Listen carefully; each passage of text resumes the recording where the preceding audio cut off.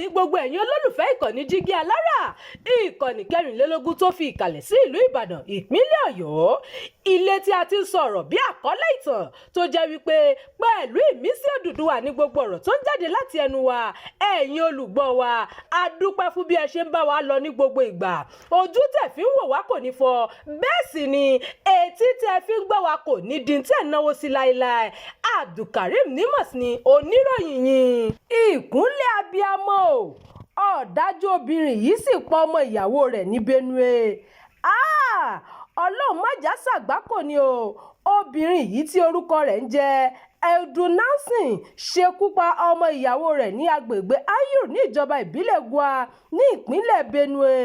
Arábìnrin Eldo ṣekú pa ọmọ náà lásìkò tí ìyá ọmọ náà sí nílé. Nígbà tí ó fẹ́ máa sá lọ ní ọwọ́ ará àdúgbò bà á tí wọ́n sì fà á lé ọlọ́pàá lọ́wọ́. Ìdí tó fi pa ọmọ náà kò tí ì sọ fún ọlọ́pàá lásìkò tí à ń kó ìròyìn yìí jọ. Nínú ìròyìn míì, èyí tún gbẹnu tán o. Àwọn ajínigbé ni wọ́n ń fọṣọ àwọn olùkọ́ àti akẹ́kọ̀ọ́ tí wọ́n jí gbé l'Ógbómọ̀ṣọ́ ní ìpínlẹ̀ Ọ̀yọ́ o. Ọ̀kan lára àwọn olùkọ́ tí wọ́n jí gbé l'Ógbómọ̀ṣọ́, Zasheri Ọlátúndé, ní lásìkò tí àwọn wà ní àkàtà àwọn ajínigbé tí òórùn tí kò dá bẹ̀rẹ̀ sí ní jáde lára àwọn ni àwọn ajínigbé náà bẹ̀rẹ̀ sí ń bọ́ aṣọ lọ́rùn àwọn o tí wọ́n sì bẹ̀rẹ̀ sí fọ̀ ọ́. Ó tó ẹ̀mẹ́ta tí wọ́n fọ aṣọ wa.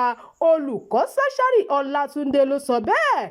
Olùkọ́ni náà tẹ̀síwájú pé àwọn ajínigbé ni wọ́n fún àwọn ọmọ kéékèèké náà ní aṣọ tí wọ́n wọ̀ tó ju ara wọn lọ́jọ́ tí àwọn gba ìtúsílẹ̀ nítorí pé ó jẹ́ ọjọ́ Jímọ̀. Nínú ìròyìn míì, àgbákò ńlá àwọn ajínigbé pa èèyàn kan jí èèyàn mẹ́ta gbé lọ ní ìpínlẹ̀ Kebbi. Àwọn ajínigbé ṣekú pa Alhaji Nasiru Muhammad lásìkò tí wọ́n ya wọ ilé rẹ̀ ìjọba ìbílẹ̀ Yauri ní ìpínlẹ̀ Kebbi. Ìṣẹ̀lẹ̀ láabi náà wáyé ní dédé aago 2:30 òru nígbà tí wọ́n ya wọ inú ilé rẹ̀ láti jí gbé lọ tí ó sì yarí mọ́ wọn lọ́wọ́. Wọ́n yìn ní ìbọn dojú ikú. Lẹ́yìn náà ni wọ́n jí ìyàwó rẹ̀ méjì àti ọmọ rẹ̀ kan gbé lọ. Láàárọ̀ ni àwọn aráàlú torí òkú rẹ̀ nínú ilé. Kí Ọlọ́run má jà ṣe déédéé àgbákò. Ìròyìn fún ti àkókò yìí kò ní jù báyìí lọ. Ẹ má gbàgbé láti tẹ̀lé ìkànnì yìí. Ẹ máa bá wa pín ká kí ẹ sì fi èròǹgbà yín sí abala àríwísí.